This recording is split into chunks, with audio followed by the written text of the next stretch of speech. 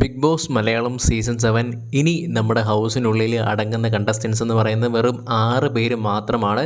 ഈ ഒരു 6 പേരിൽ നിന്ന് ഉള്ള നിലനിൽപ്പിൻ്റെ ഗെയിമായിരുന്നു ഇത്രയും ദിവസങ്ങളിൽ നമ്മൾ കണ്ടിട്ടുണ്ടായിരുന്നത്. എന്തായാലും നൂറയ്ക്ക് നല്ല പേടിയുണ്ടായിരുന്നു. കാരണം അനുമോൾ ഈ ഒരു രീതിയിലുള്ള കാര്യങ്ങൾ കൃത്യമായ രീതിയിൽ തെളിവുകൾ നിരത്തുന്ന സമയത്താണെങ്കിലും അവളിതൊന്നും എന്തിനാണ് ഇതൊക്കെ പറയുന്നത്, ഇതൊക്കെ കഴിഞ്ഞ കാര്യമല്ലേ, എന്തിനാണ് ഇവളെന്നെ പുറത്താക്കാൻ വേണ്ടിയാണോ ഈ രീതിയിലുള്ള ഗെയിമൊക്കെ കളിക്കുന്നത് എന്ന് പറഞ്ഞ് പൊട്ടിക്കരയുന്ന നൂറേനെയാണ് നമുക്ക് കാണാനായിട്ട് സാധിച്ചിട്ടുണ്ടായിരുന്നത്. എന്തായാലും ഇന്ന് വെള്ളിയാഴ്ചയാണ്, നാളെ ശനിയാണ്. നാളെ ഇനിയിപ്പോൾ ലൈവോ കാര്യങ്ങളോ ഒന്നും കാണില്ല. എന്തായാലും ഇന്നത്തെ ദിവസം ഇനി എന്തെങ്കിലും ഡിസിഷൻ എടുക്കുമോ എന്നുള്ള കാര്യങ്ങൾ അറിയില്ല.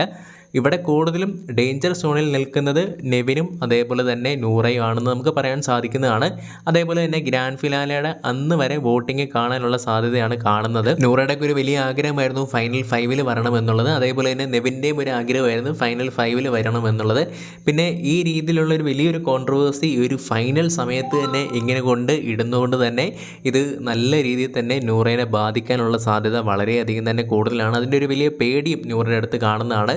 അങ്ങനെയാണെങ്കിൽ മേ ബി ചിലപ്പം ഫൈനൽ 6 നിന്നുകൊണ്ട് തന്നെ 5 കയറാൻ പറ്റാതെ നൂറ നമ്മുടെ ഹൗസിൽ നിന്ന് പടി ഇറങ്ങാനുള്ള സാധ്യത വളരെയധികം തന്നെ കൂടുതലാണ്. അവസാനം എല്ലാം തന്നെ അനുമോൾ പറഞ്ഞത് ശരിയാണ് എന്നുള്ള രീതിയിലോട്ടാണ് വന്നുകൊണ്ടിരിക്കുന്ന കാര്യങ്ങളൊക്കെ.